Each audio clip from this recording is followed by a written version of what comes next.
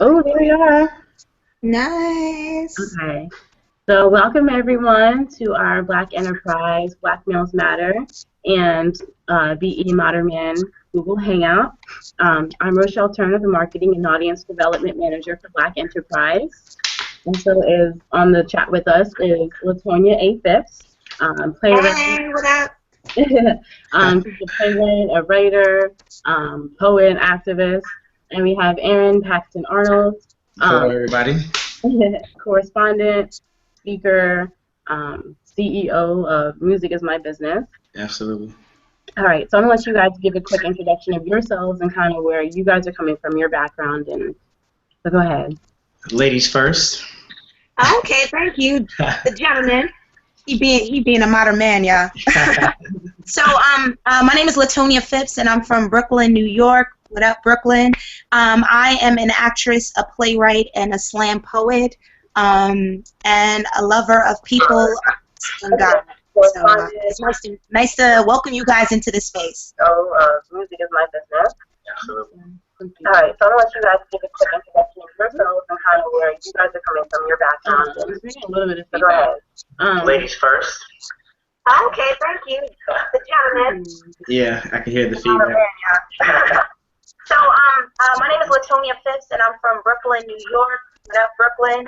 I am an actress, a playwright, and a slam poet, and a lover of people and God. It's nice to welcome you guys into this space. So, Music is My Business.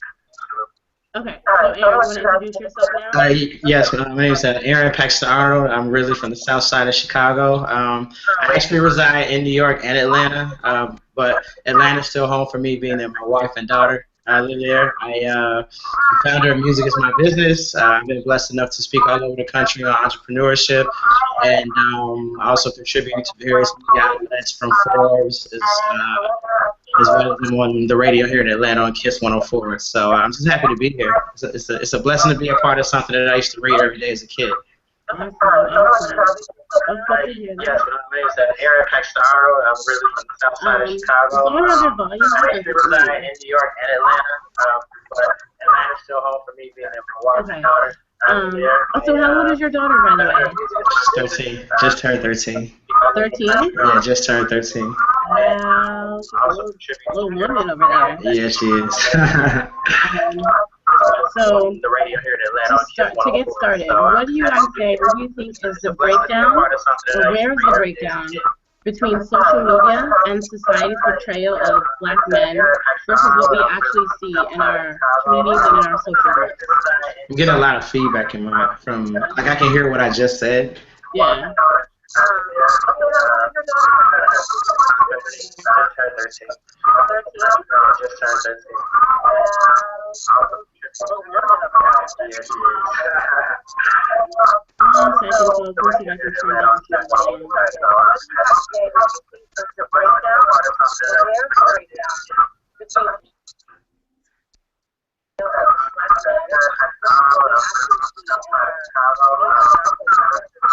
Get a lot of feedback from, like, I can hear what I just said.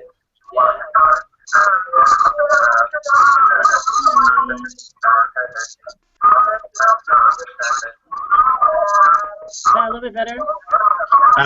No, I mean, but I'll just play with it. Like I said, I can literally just hear everything. Yeah, me too. Yeah, but we can rock with it. I can deal with it. Oh. I'm gonna figure it out. Okay, so yeah, there's just a lot of feedback going back and forth. I'm not trying to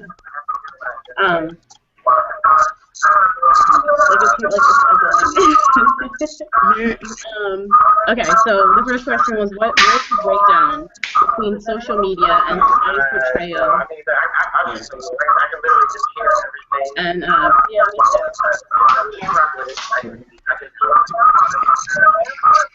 You think it's for an hour then?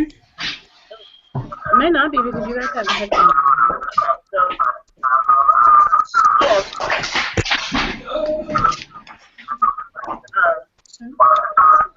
No.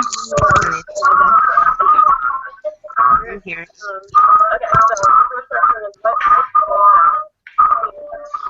Jesus, be offense, Lord. All right, I'm gonna Be go. offense. Then we'll do it that way.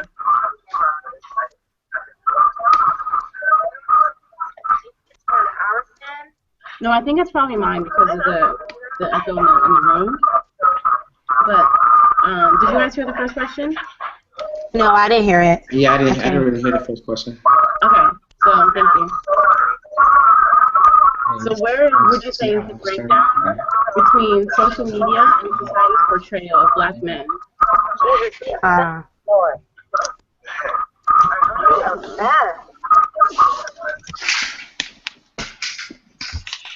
Oh, that's much better now. All right, does that work better? Yeah. Yeah. Yay. All right, awesome.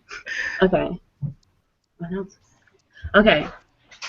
So where's the breakdown? Now I hear it in my phone, my thing. Okay. So where's the breakdown between social media and society's portrayal of black men versus what we see in our communities and our social groups, or what you see personally in your own groups?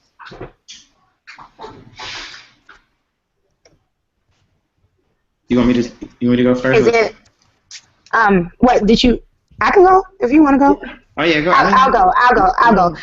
I mean, and to be quite honest, I don't feel like there is much of a difference, just because, and it depends on the scope that you're looking at. I think that's like two questions in one.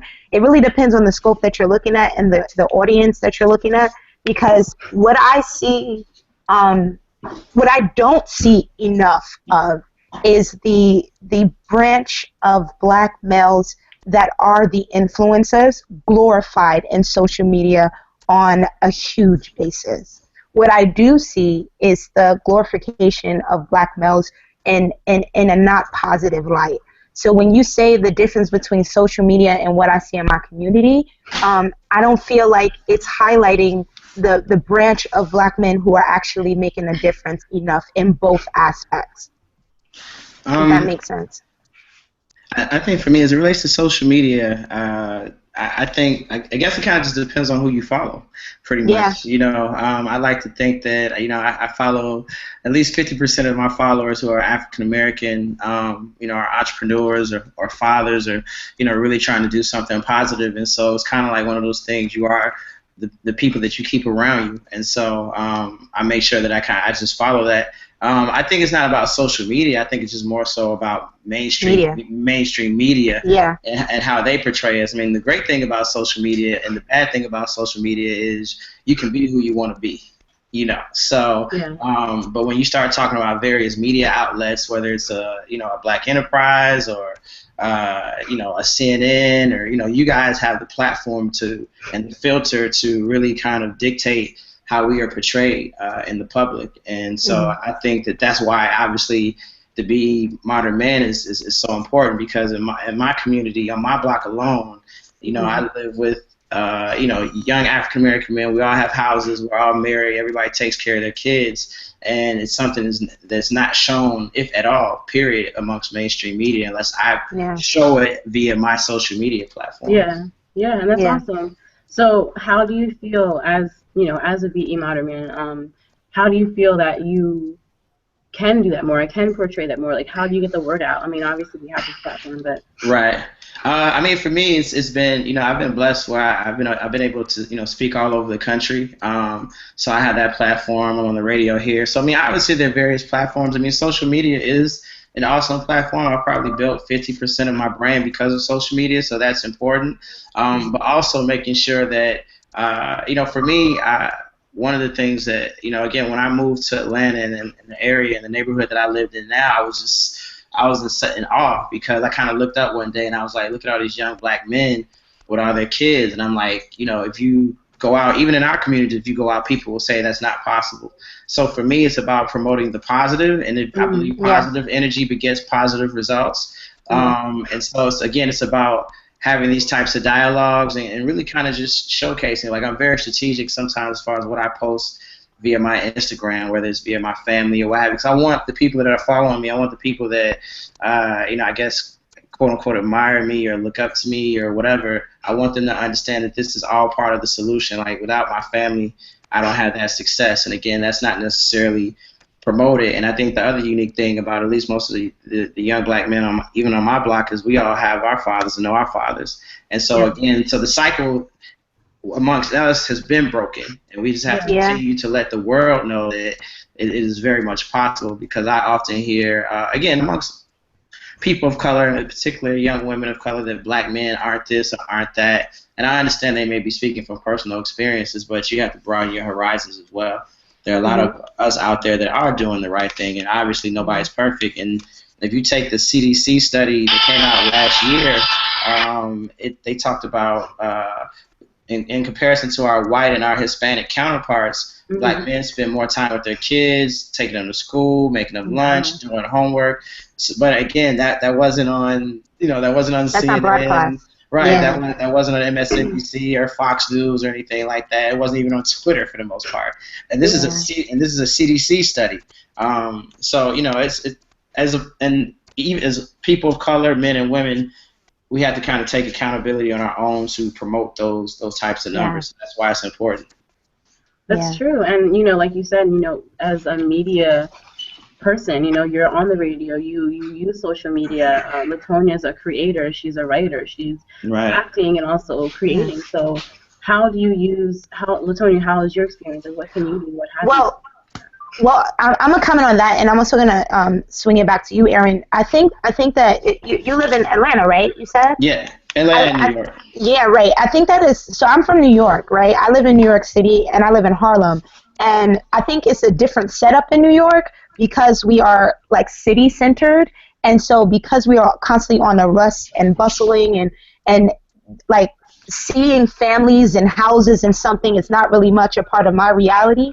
And so, like, that's why I was speaking to more so of, like, what I see and what I see on social media. There's such a small community of that happening that I would love to see it in those city environments. You know what I mean? Where you have, like in my area, we have the National Black Theater, which is a famous Tony Award-winning theater that does so many things for the community. But because of the mind state of the community, like, they don't get as much youth out as they need to, and I feel like that's a big thing in winning, like, the youth and changing the scopes of, like, what a black man is.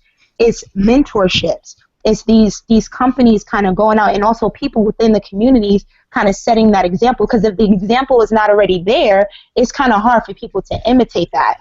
You know what I mean? And so me as an artist, I like to do it in my work. Like, I actually address a lot of things in my performance arts, whether that's my solo shows or creating a play, because I know the youth is going to come out, and I know that that's a way for them to see a different space on stage that they don't see in their households. So I think it's important for us that don't have the luxury of those communities already set up to start to find different creative ways to give them examples of what it is to be a modern man, what it is to be positive, what it is to have this circle of friends that is constantly edifying you. Because if you don't have that, you don't know where to go look for it. Absolutely.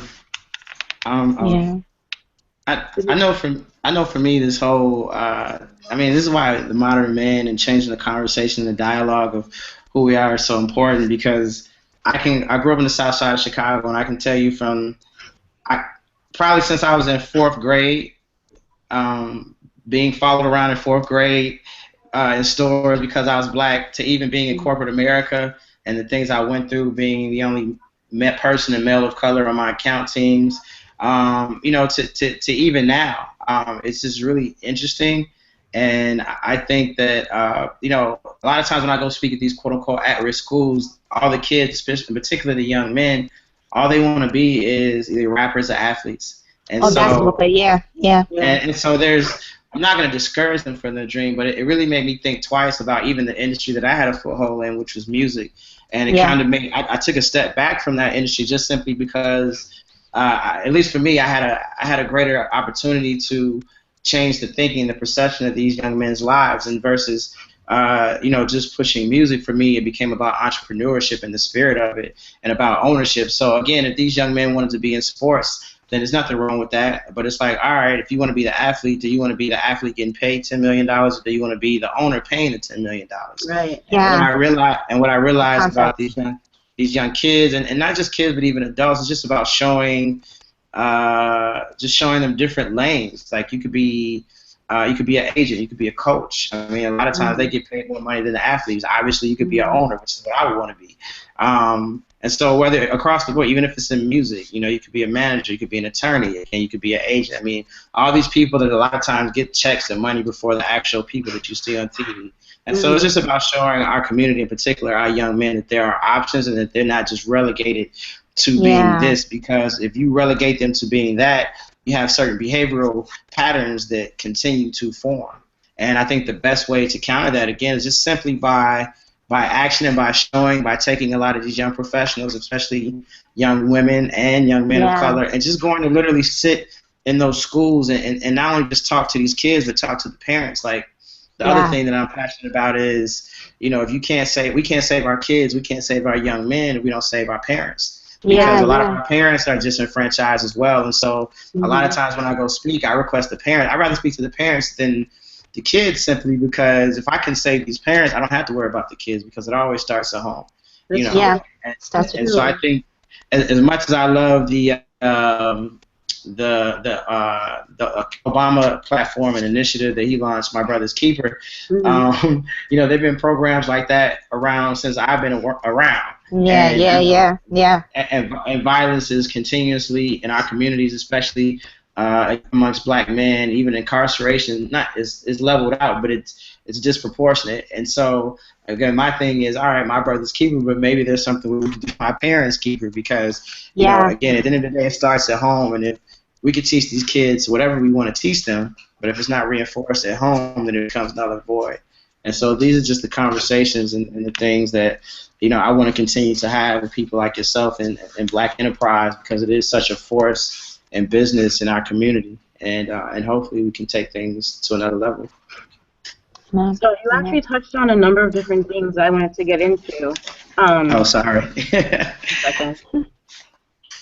One of them was, well, first, kind of give you mentioned your corporate experience. You mentioned experience with you know, starting out in Chicago. I mean, I know you've worked with Diddy. You made a name for yourself. You know, now you're a CEO. Now you have your own business, and you've been in, like you said, you know, used to be sometimes the only black male in the room, you know, in a corporate environment. What was that experience, and how did you come up from that?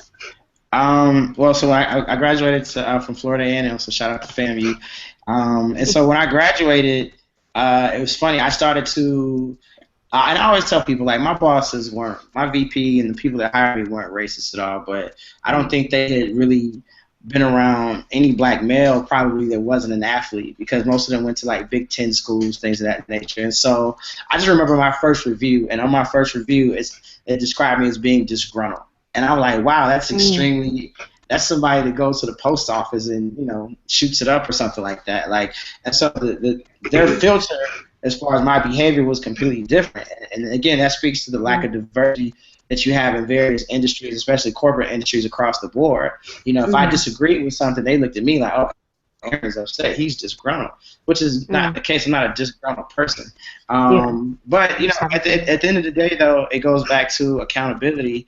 And one thing that I had a mentor that told me, despite everything that I was going through in my corporate environment, I still was not good at my job yet. So he was like, until you can become perfect at your job, you have no right to complain. And so, you know, in our communities and beyond our communities, there's institutional racism. There's, I mean, especially you guys as black women, you guys have it, in my opinion, doubly hard, because you're women and then you're women of color. But at the end of the day, there's so many things that as individuals and as a community that we can do for ourselves, to the point that when those external forces are come against us, it doesn't really matter, because we're getting our house in order. We're doing everything that we need to do. And so, you know, granted, I did have some struggles while I was in corporate America due to the lack of diversity, but, you know, I was still successful, because eventually I had great mentors, other black men, that say, hey, Aaron, it's not about them, it's about you, and this is how you get through it. And, you know, I wouldn't be here if it wasn't for that. Yeah, and that goes back to, again, what you were saying earlier, and also about community, about mentorship, about working together. And you completely grazed over it or went through it, but I really feel like the family structure is essential to communities and to raising up the society, anything. You know, like if we don't have a strong family structure, we're not going to be as successful going out into society if we don't find that community that will support us. So what are your thoughts on that? You know, like your experience with family, you having a family, and LaTonya, your experience in your family, and what are your thoughts? Exactly. Oh, go ahead. Well, you know, it's interesting that you hit on that because that's exactly what I was sitting here thinking. Well, my experience in that mentorship and families is what I've been discovering in watching other cultures and how they communicate is it's important that we encourage children from when they're children. Like it's really, really important. And I'm not saying that we don't see that a lot in the Black culture, but in the family household that I was raised in and the culture that I come from, I don't see that enough.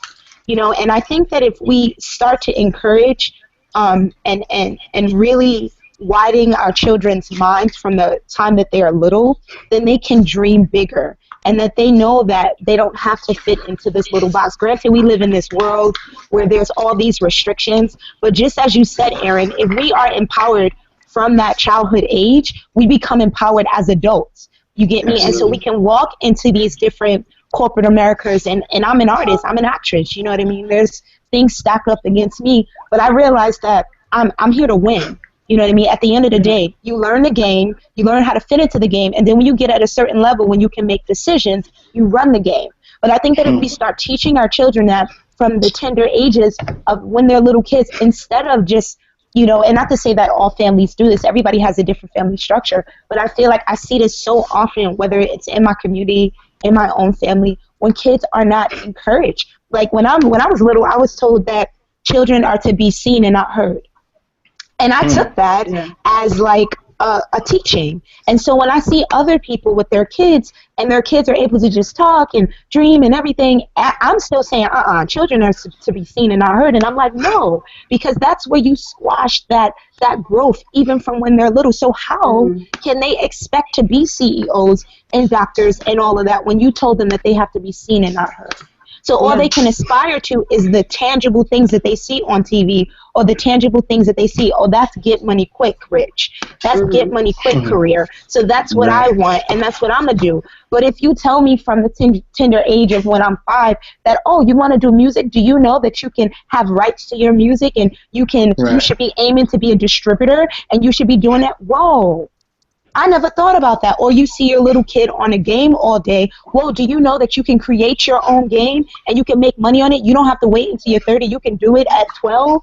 You get me? I just feel like we need to start instilling that in a family structure. Like if you are a single mom or whatever your family structure is, like as children are seeds. And the more that you like pour into them, like they can really grow a huge harvest that can be dynamic. Well, we don't have to have special programs about being a modern man or a modern woman. You just are who you are. You get what I'm saying? So like it's just interesting. Absolutely. I agree. Yeah. Did you have any comments, Aaron, on that?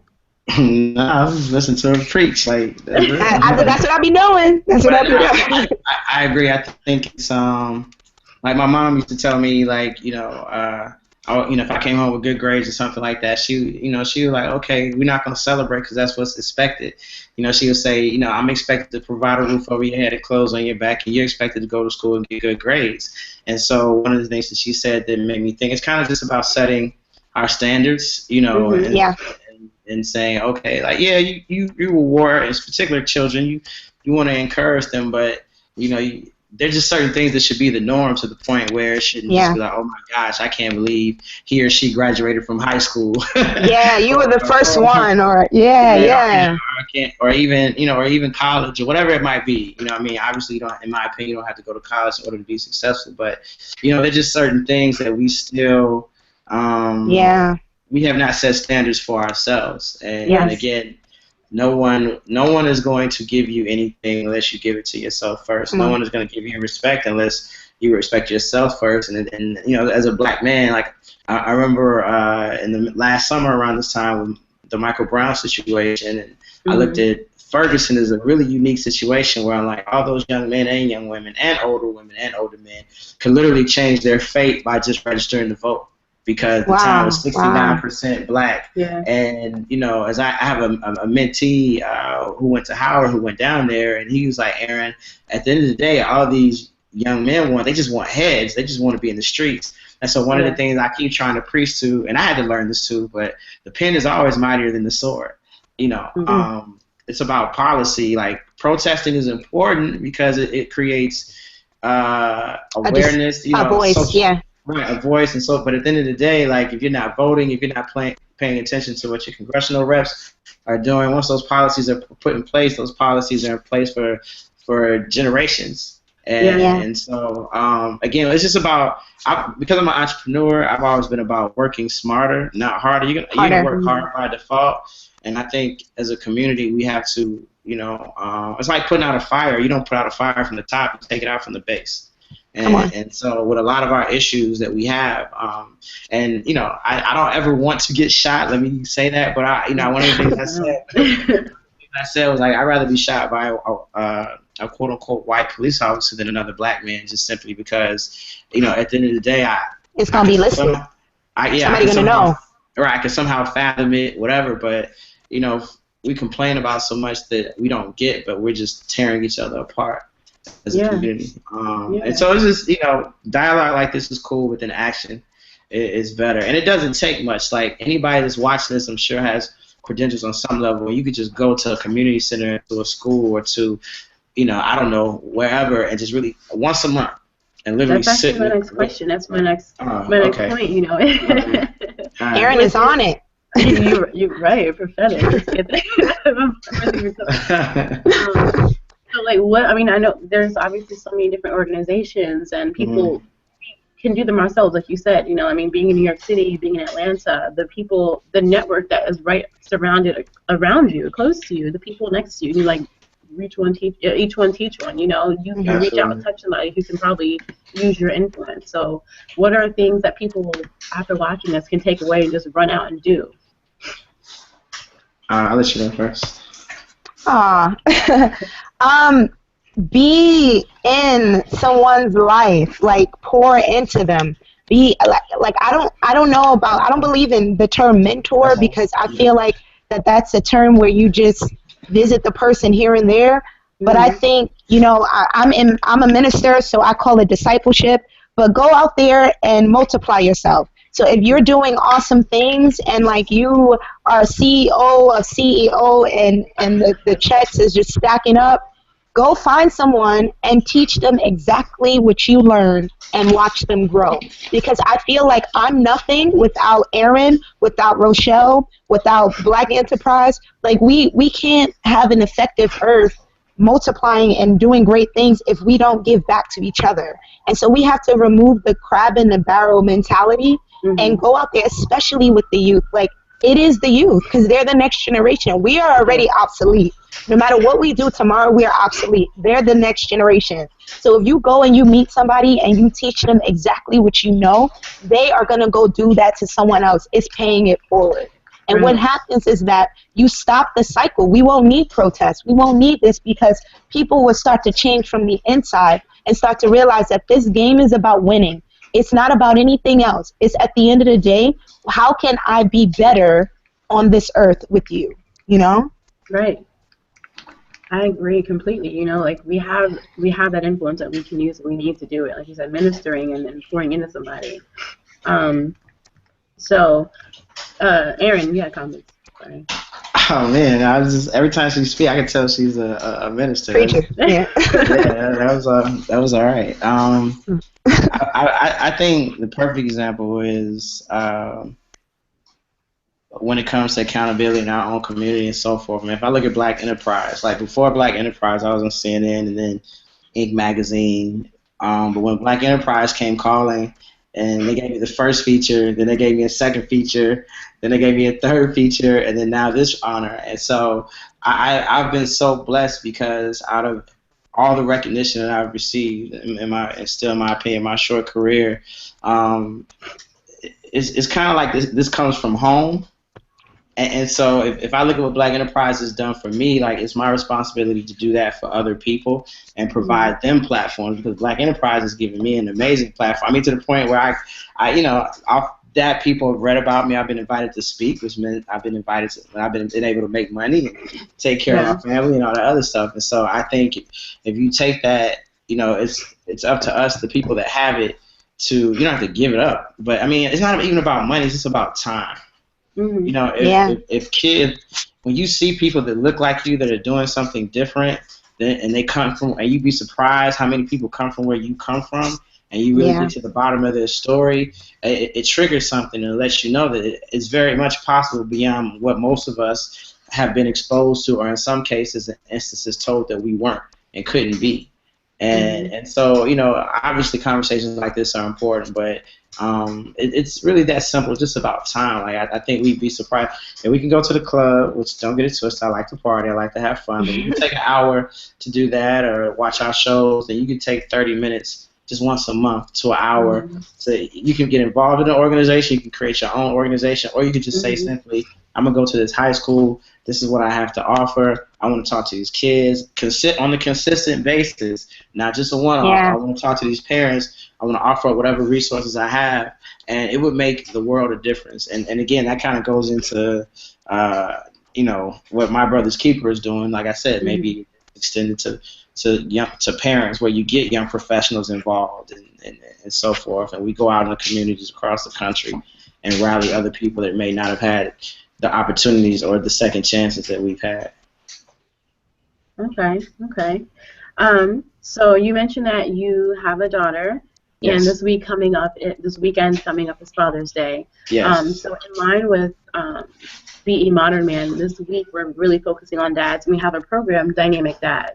So how have you, Aaron, in your life and your experience with your father, Latonia, how would you say, just give me something about Dynamic Dads and your experience with your father and how that's kind of built who you are? I have to send this part to my dad, but I mean, I have a great father. I mean, I always say if I can be a good father, which will be, I will still fall short of being what he is, then I believe I will do really well as a father. And I mean, my dad has never missed anything important. He probably came to the things I didn't want him to come to.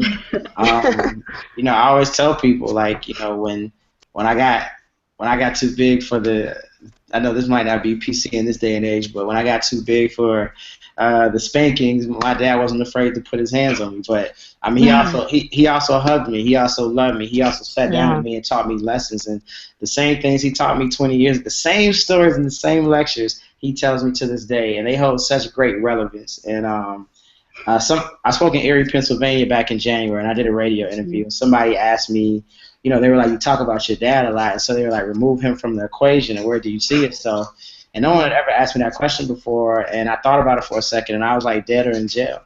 And it's just simply because my parents have been married for 44 years. My mom is amazing, but it just got to the point where no one could have controlled me per se except my dad. And my dad I got to a point where not only did he show me by example, but he taught me how to be a young man, and accountability and professionalism and respect. And that took a lot of time and effort because I was a great challenge growing up.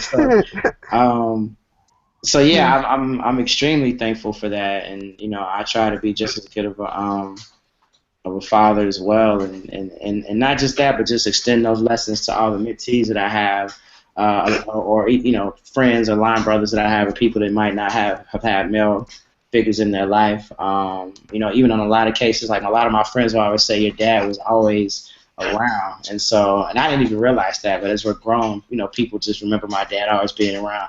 I think part of that is because I got into a lot of trouble. But yeah, I mean, there's nothing that he hasn't or wouldn't do today, and so it's cool. It's just very cool to be able to acknowledge him on a platform like this. Yeah. I love my daddy.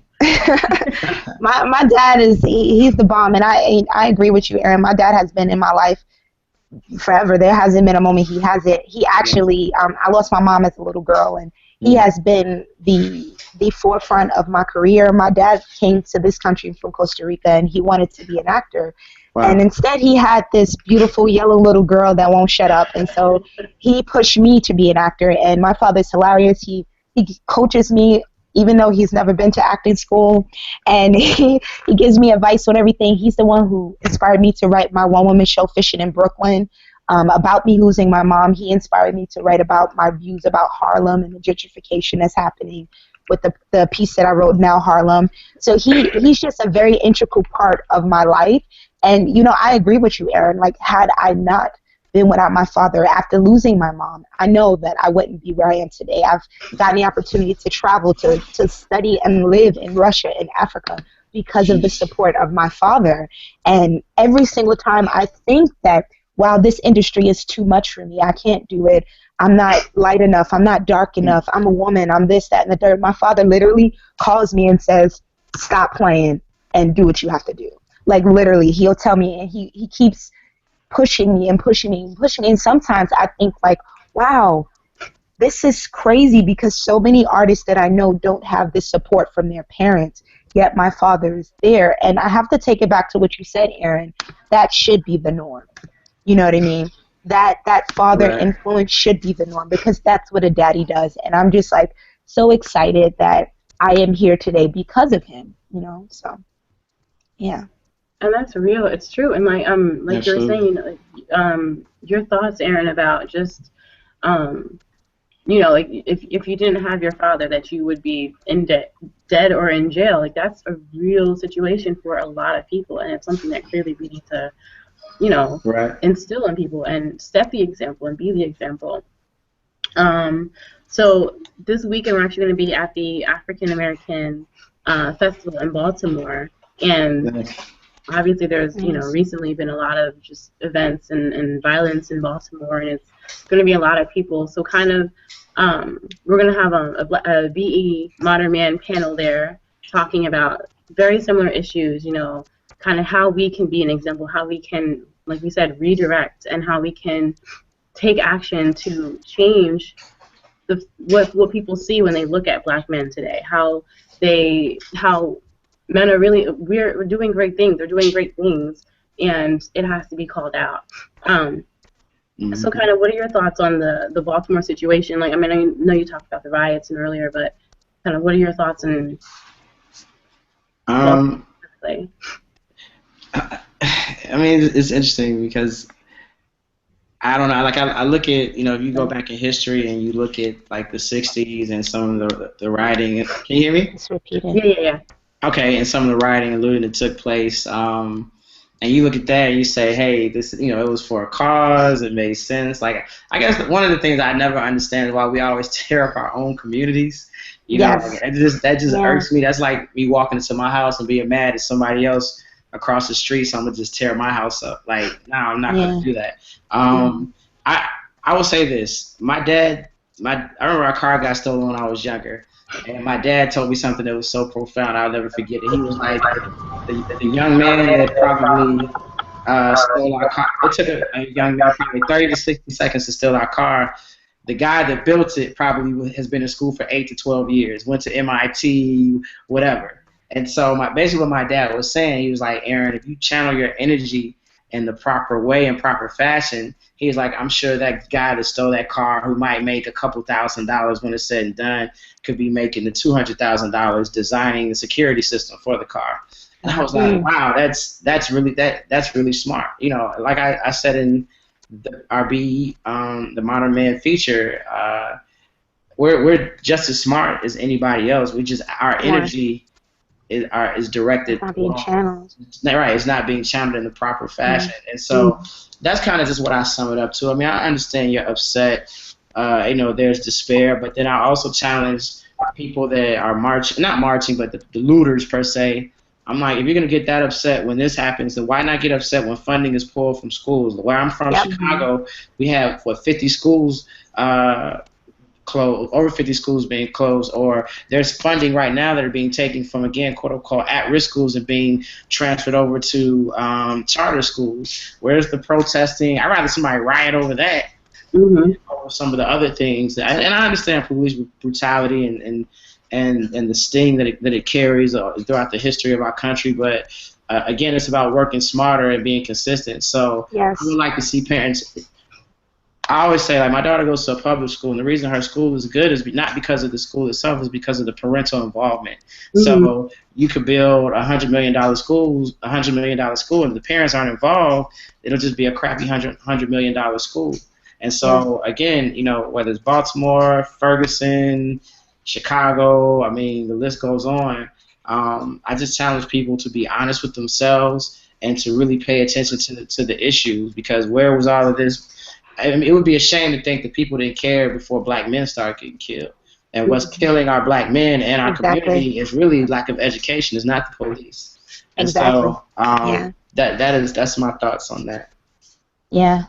Yeah. I will have to agree with Aaron 100%. Something that you said earlier, Aaron, is about setting standards. And I feel like that's just not done a lot in community, and I feel like that there is, it's so sad every time I turn on the TV to see that I literally can't watch it because I feel like I'm in a time warp, but I'm in a time warp that I don't understand, and so I think that there's something consistently happening. I think that there's a way to break the mold when we set standards, you know what I mean, for ourselves. And I think that when we start to set standards within our families, we start setting standards in our communities, when we really, really start to go into these communities and uplift these black men and these families and give them outlets. And I feel like that sometimes that there's such a cultural misunderstanding between black men and police officers, and it seems like it's just all this misunderstanding that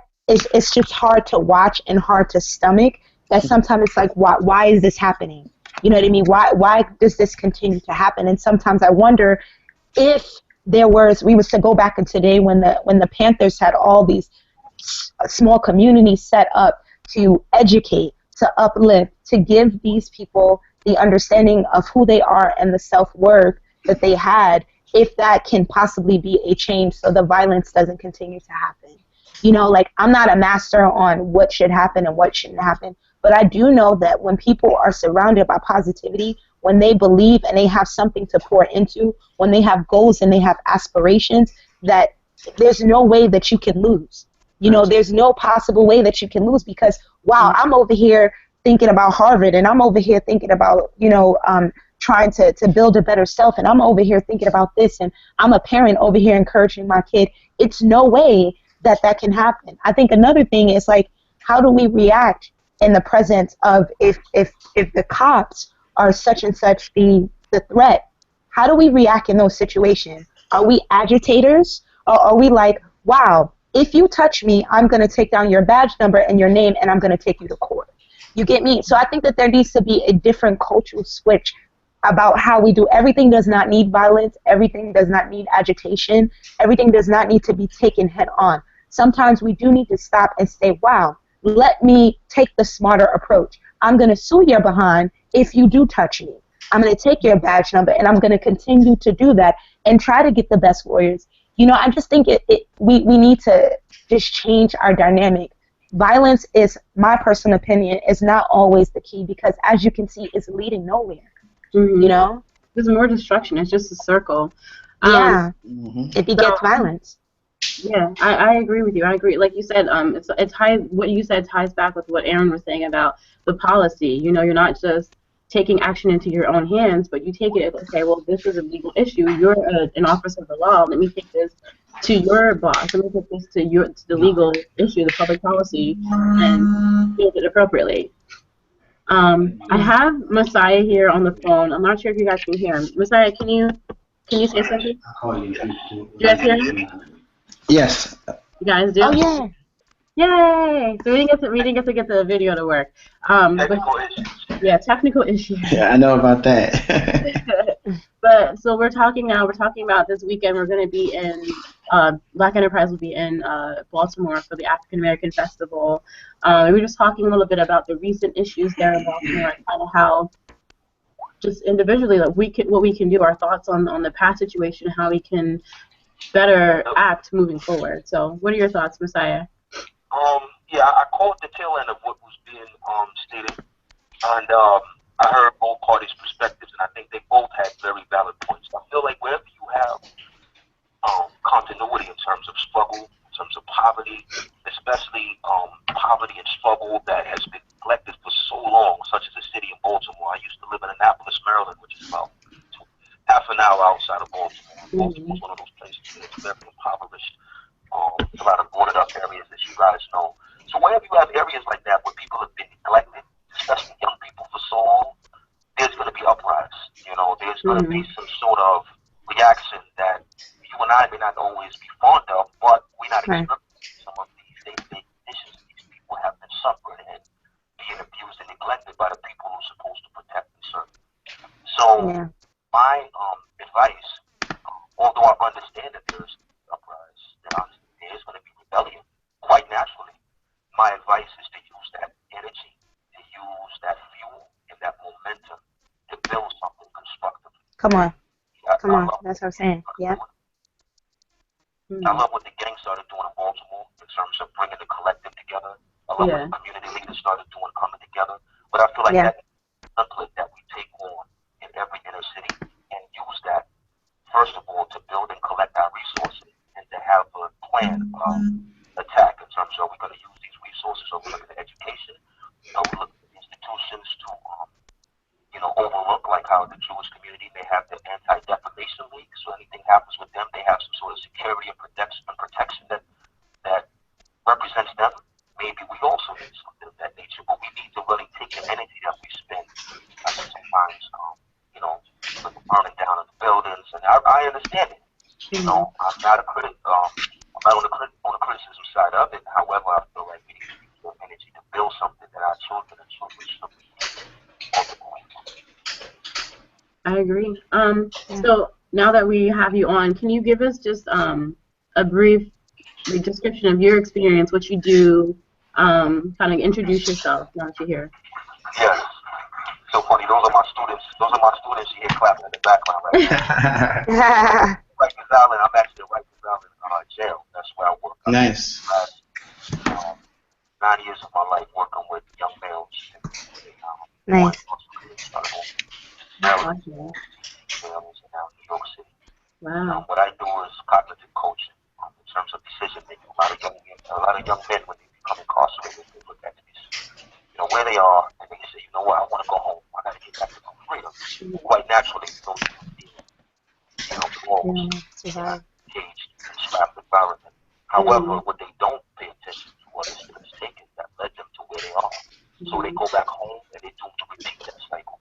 What we're here to do is to break the cycle. So we look at life in terms of past, present, and we serve as the liaison to them.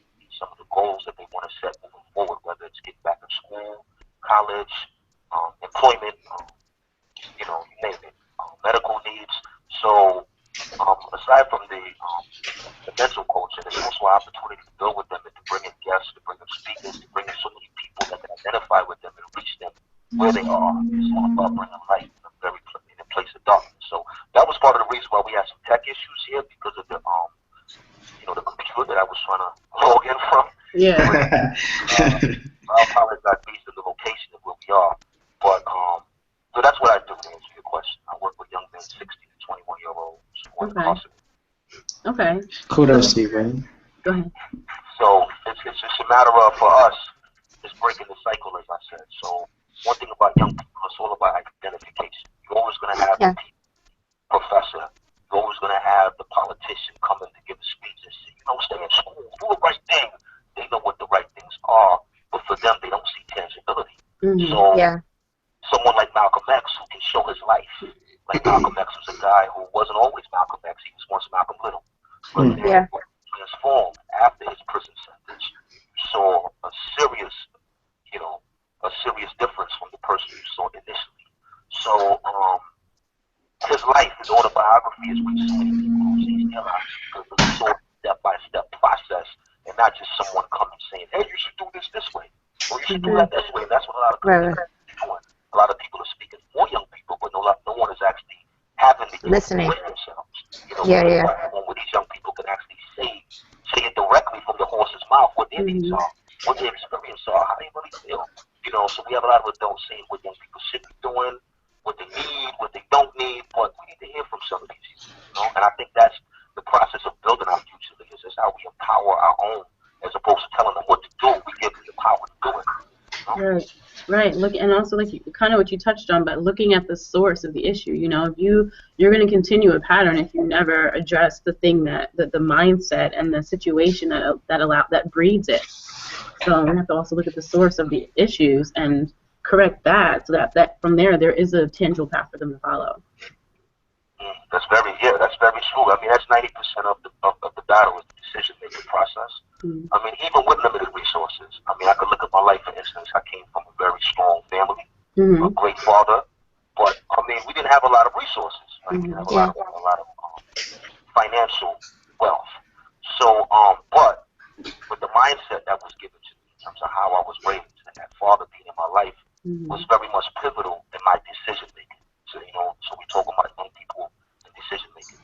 So that's how it impacted me and benefited me. The thing with a lot of these young people, aside from the decision making piece, they didn't have the guidance. So a lot of these young guys, they weren't going to school before the incarceration. You know, so they didn't have. So now you have a generation where you have children having children. Some of the parents need some of the same mentoring. So as a community, we need healing as a collective, and that's something that starts at home. But why you know, a lot of these young people, they don't have a place to go. So, you know, we want to break the cycle. So 30, 40 years from now, jail isn't the new home because I get 3 hot meals a day and a place to lay my head. Right. And we don't want that to become your comfort zone. Right, and then you have, like we mentioned earlier, community. You know, you have the family structure that is in place and working and building up those children, building up the community that we go out and we have something to look forward to and an example to follow. But we are the family now. I mean, once we assess the problem, and I think this is what you're saying, maybe. Once we assess the problem, as professionals, as people who've been blessed to overcome certain hurdles, and we here to say it, show it. Those of us who have those success stories, we are the families of the people who are still going through the struggle. Because a lot of them, they may have a blood family, but the blood family may not be giving them the fight. They don't have that understanding. Propel them further. Yeah. It's true. So we have to become the new families, and all of us have a role to play in that, regardless of which degree is. Yes. Like I was speaking to someone earlier who's a molecular studying molecules and science. But, you know, regardless of which role is, you still have a part to play in the community, in the evolution, in terms of progress of this world. Yeah. Something, you know. We all have responsibility. Okay, so to wrap up, if you all would give just maybe one point, one leave behind that people can take away, that they can really just say, wow, this is what she meant, this is what he meant, this is how I can do this is how I can change, and what I can do specifically to change the perception and to redirect what I think of black men, how I think they're portrayed, and how can people do it? What's one thought that you all have? Yeah, I think it starts with self. You know, once we have black men who are upholding themselves to a certain stature, then you have to become confident with putting the messages out there that there are a lot of black men who are making progressive moves. We aren't all failing. We aren't all at the bottom of the totem pole, lost and confused and not knowing that we need, you know, all of us need help, but we need other people to come and help us figure our way out. Some of us have these talents and skills, and we're complete packages. We just never had the opportunity or resources. So it starts first of all with setting examples of those men who are making the right moves, so young men can see that, admire it, follow it. And also it starts with remembering that each of us are part of the solution. So regardless, as I said earlier, what your profession is, what your field is, what you're out here doing, how much you're making, remember that we all are entitled to serve and to help those who covered the same grounds that we covered before we had it. So we got to always remember to throw that back, and that's something that I heavily emphasize, and that I feel like, you know, a lot of people who may have concerns, it's more than just posting something on a Facebook or Twitter. Exactly. You know, we all have schools, we can volunteer. Churches, they should be open all day, every day, so people go in and be able to take people there. You know, we have to maximize, and all of us have a different lane. You don't always need to be doing the same thing monotonously, but figure out, you know, what your lane is, what your strength is, and apply it to someone who can benefit from it. Yeah. Amen. Amen. Well, I'm a jumping on that because he said something awesome. Okay, I just want to make sure I'm concise. Yeah. Amen. Amen. So I'm going to shout out to the Rock Church because that's an organization that I'm a part of and also Rochelle is a part of. And we have great mentor programs. So if you're listening to this and you do want to get involved and be effective in someone's life, we have a great network of people. And I agree 150% in what was just said. I think the first thing is recognizing that there is a group, a community of Black men that are awesome, inspiring, and doing great things. And I also think that we don't have to go as far as like going to a school. You can start in your own household. Like there is a cousin or a nephew or someone like that's close to you that you know needs your guidance. And I think that if you go find them and you go mentor them and you go multiply yourself into them, you've made a difference already because they see that they now can be greater. And so I think that we need to take that. And I feel like that can wrap up the whole conversation of this, of what we've been talking about, is multiply yourself. I think so often we get to a point where we start to make that money, and it's not even about money, but you get to a point where you're comfortable with yourself and you can turn off the TV and you don't have to watch CNN. But yet, there's someone in your own backyard that needs that same platform that you took to get there, that same hustle platform that they can learn from you. And so if we start in our own backyard, I think that can make an effective change. That's so true. Agreed. Agreed. Yeah.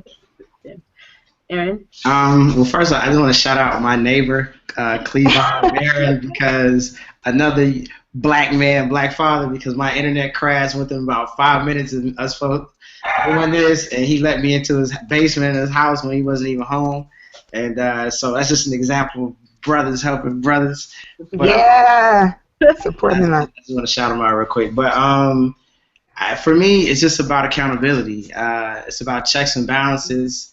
One of the things I've learned as an entrepreneur is like I can't wait for anybody to get me a check per se. I have to go get it myself. And so as it relates to our community, it's just about getting our house in order. And I just want people to, like, one thing I did learn when I was in corporate America is that my boss would always say, Aaron, before you come to me with a question, try to figure out the answer. And I was young and, I didn't really understand it at the time, but, after it showed up in my review, I got it.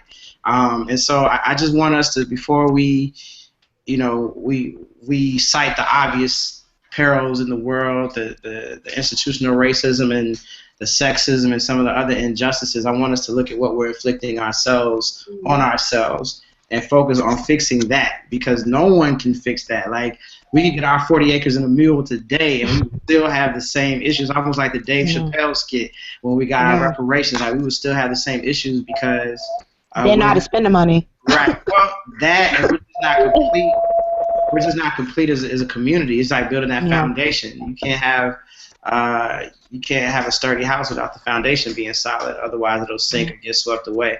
And so I just want us to just get our house in order and focus on us. Like, I'm not really worried about what other people are doing to or trying to do to me or trying to stop me from doing. Because I know if I do educate myself, if I stay well-rounded on the issues and what's going on around me, if I continue to hustle and grind and give back and lift as we climb, then I can't be defeated anyway. Yeah. Sure. Well, thank you all so much for joining today. Thank you to all the viewers who are out there. This is our BE Modern Man and Black Males Matter chat with Black Enterprise. And this video will also be posted on YouTube, so we can always go back and reference it if we need. So thank you all. Thank you. Thank you. Modern Man for hosting us and allowing us to share our voices. Absolutely. Yes, thank you, Black Enterprise. Keep doing what you guys are doing. Yes, thank you. Thank you. God bless you all. All right. God bless, guys. All right, thank you.